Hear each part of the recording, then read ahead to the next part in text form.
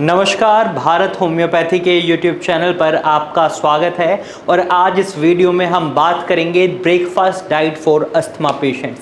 अगर आप अस्थमा को फेस कर रहे हैं तो आज की वीडियो आपके लिए बहुत खास है, क्योंकि अर्ली मॉर्निंग में जो हम ब्रेकफास्ट करते हैं उससे हमारा पूरा दिन कैसा जाता है ये बहुत डिपेंड करता है। तो अच्छा ब्रेकफास्ट आपको अस्थमा से बचा कर रखेगा।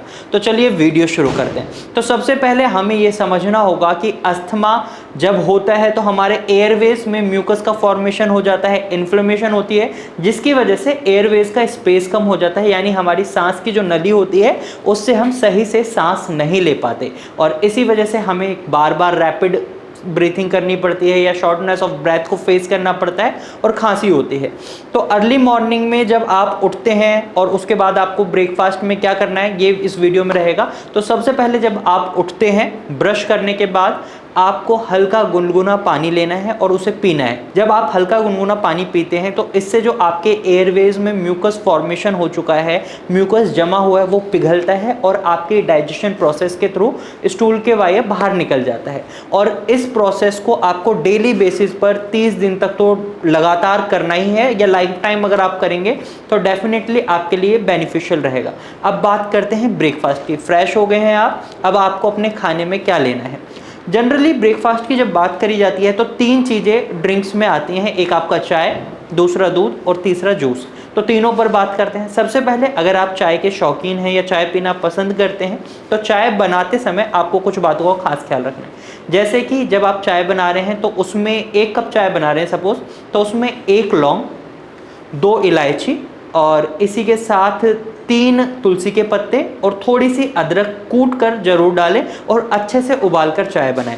इस तरीके से अगर आप चाय बनाएंगे तो जो म्यूकस फॉर्मेशन आपके एयरवेज में हो रहा है वो कम होगा और जो सूजन हो रही है उसमें कमी देखने को मिलेगी। नंबर 2 ड्रिंक आती है मिल्क। तो मिल्क को अक्सर मना करा जाता है अस्थमा पेशेंट के लिए, लेकिन आप काऊ मिल्क पी सकते हैं। और उसमें भी आपको एक बात का खास ख्याल रखना है, किसी दिन आप अदरक डालें कूट कर उस दूध में, उबालें अच्छे से, या फिर आप हल्दी अच्छे से डालें उसमें और अच्छे से उबालें।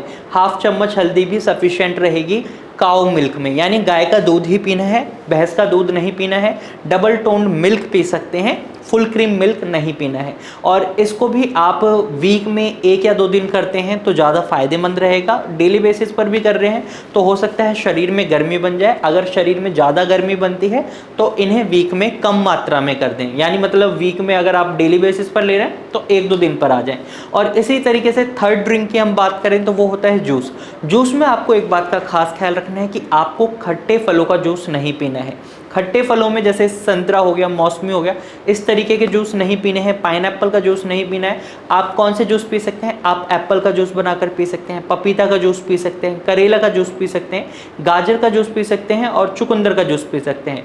आंवला भी डाल सकते हैं जूस में। जैसा कि मैंने आपको बताया खट्टे फलों को आपको अवॉइड करना है। इसमें आंवला एक्सेप्शनल केस होता है अस्थमा पेशेंट के लिए।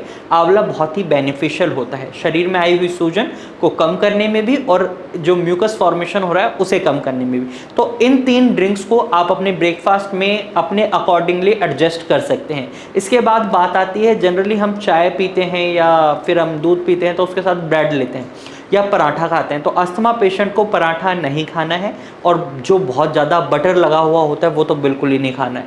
उसके साथ ही ब्रेड भी उन्हें नहीं खाने हैं। ब्रेड खाने हैं तो ब्राउन ब्रेड आप ले सकते हैं, सैंडविच बनाकर खा सकते हैं। जो वेजिटेबल्स आपको अलाउड होते हैं उन्हें इंक्लूड करें। और इसी तरीके से जब आप पराठा खाते हैं तो उसके साथ अगर अचार खाने का मन करता है तो अचार नहीं खाना है। खट्टी चीज़ें अस्थमा पेशेंट को अवॉइड करनी है, वरना उनकी खांसी और बढ़ सकती है और उन्हें कई और परेशानियों को फेस करना पड़ सकता है। ब्राउन ब्रेड भी 1 या 2 स्लाइस ही लेना है। चाय भी आप ग्रीन टी भी ले सकते हैं। ग्रीन टी भी आपके लिए उतनी ही बेनिफिशियल है जितनी आप नॉर्मल चाय में लौंग और इलायची डालकर पी रहे हैं। तो ग्रीन टी भी आप मॉर्निंग में पी सकते हैं।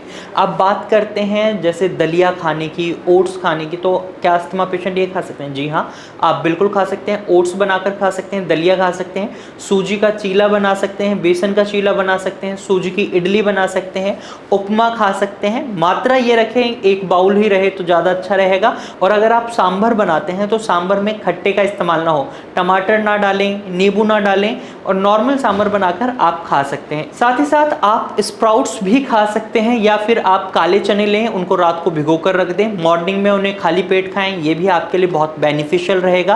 ब्रोकली, कैरेट, अपना उपमा बना रहे हैं, दलिया बना रहे हैं, उसमें डाल सकते हैं। जो भी सब्जियां आपको अलाउड होती हैं, घिया, तोरई, परवल, इस तरीके की सब्जियों को भी आप शामिल कर सकते हैं अपने ओट्स में, दलिया में, या इवन आप हल्के चिकनाई वाले पराठे बनाकर खा रहे हैं तो उसमें भी आप इन चीज़ों को इंक्लूड कर सकते हैं।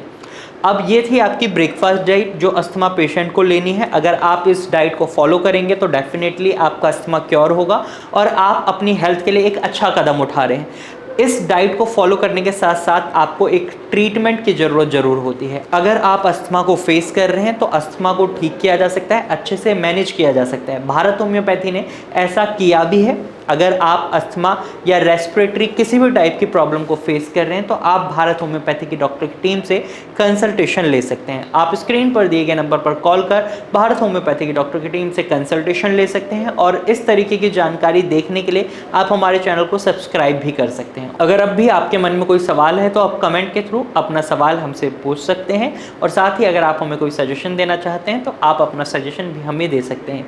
आने वाली वीडियोज़ में मैं आपको लंच डाइट और डिनर डाइट के बारे में भी बताऊंगा, तो हमारे चैनल को अभी सब्सक्राइब करें। Thank you for watching.